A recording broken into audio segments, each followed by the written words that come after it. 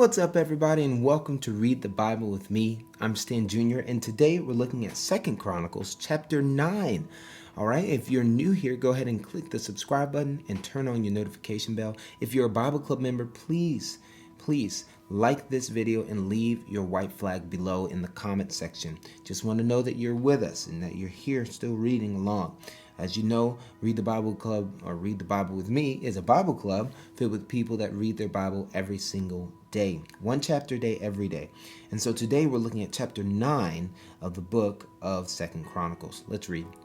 It says, "Now when the queen of Sheba heard of the fame of Solomon, she came to Jerusalem to test him with hard questions, having a very great retinue of camels bearing spices and very much gold and precious stones. And when she came to Solomon, she told him all that was on her mind.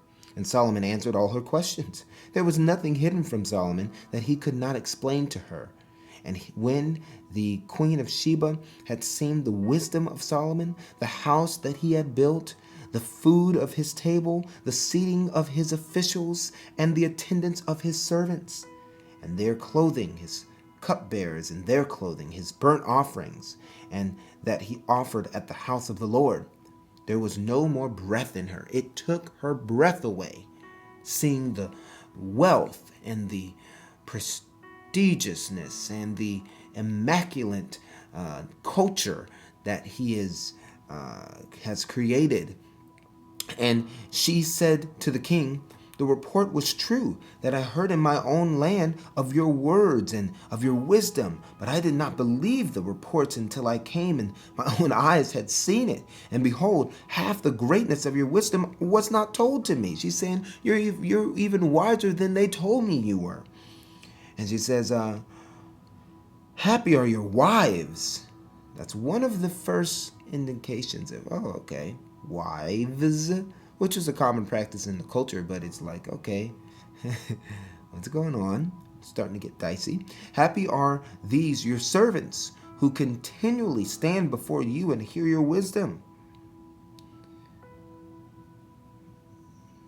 Let's see here. Yes. "Blessed be the Lord your God, who has delighted in you and set you on his throne as king for the Lord your God, because your God loved Israel and would establish them forever." Look, this is what Solomon prayed for. He said, "I pray that the foreigners will see your greatness through our people, and that they will know who you are, that you are the King of kings and Lord of lords." And she gave the king 100. Well, let's go back to, "Because your God loved Israel and would establish them forever, he has made you king over them, that you may execute justice and righteousness," both and, not one or the other. Then she gave the king 120 talents of gold and very great quantity of spices and precious stones. There were no such spices as those that the queen of Sheba gave to King Solomon. Moreover, the servants of Hiram and the king and the servants of Solomon, who brought gold from Ophir, brought algum wood and precious stones, and the king made from the algum wood supports for the house of the Lord and for the king's house, lyres, also the harps for singers, and there never was seen the like of them before in the land of Judah. And King Solomon gave to the queen of Sheba all that she desired, whatever she asked, besides what she had brought to the king. So she turned and went back to her own land with her servants. Now the weight of gold that came to Solomon in 1 year was 666 talents of gold, besides that which the explorers and merchants brought. And all the kings of Arabia and the governors of the land brought gold and silver to Solomon. King Solomon made 200 large shields of beaten gold. 600 shekels of beaten gold went into each shield. And he made 300 shields of beaten gold, and 300 shekels of gold went into each shield. And the king put them in the house of the forest of Lebanon. The king also made a great ivory throne and overlaid it with pure gold. The throne had 6 steps and a footstool of gold, which were attached to the throne. And on each side of the seat were armrests, and 2 lions standing beside the armrest, while 12 lions stood there, one on each end, and 6 on each step on the 6 steps. Nothing like it was ever made for any kingdom.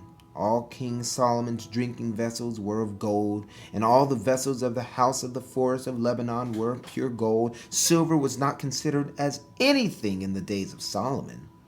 For the king's ships went to Tarshish with the servants of Hiram. Once every 3 years, the ships of Tarshish used to come bringing gold, silver, ivory, apes, and peacocks. Thus King Solomon excelled all the kings of the earth in riches and in wisdom. And all the kings of the earth sought the presence of Solomon to hear his wisdom. People came from around the world to hear the wisdom of God, which God had put into his mind. Every one of them brought his present, articles of silver and of gold, garments, myrrh and spices, horses and mules, so much year by year. And Solomon had 4,000 stalls for horses and chariots, and 12,000 horsemen, whom he stationed in the chariot cities, and with the king of Jerusalem. And he ruled over all the kings from the Euphrates to the land of the Philistines and to the border of Egypt. And the king made silver as common in Jerusalem as stone, and he made cedar as plentiful as the sycamore of the Shephelah. And the horses were imported from Solomon, from Egypt, and from all lands. Now the rest of the acts of Solomon from first to last, are they not written in the history of Nathan the prophet, and in the prophecy of Ahijah the Shilonite, and in the visions of Iddo the seer concerning Jeroboam the son of Nebat? Solomon reigned in Jerusalem over all Israel 40 years, and Solomon slept with his fathers, and was buried in the city of David, his father, and Rehoboam his son reigned in his place. We see a lifelong journey of Solomon filled with riches and wisdom, but it's because he asked for wisdom that leads to prosperity. And that was chapter 9 of the book of 2 Chronicles. Let us ask God for wisdom today. In your prayer time, ask him for wisdom. Ask him for guidance. Don't think that you can handle it by yourself. Ask God for it, all right? Next time I see you, we'll be reading chapter 10 of the book of 2 Chronicles. God bless you and peace.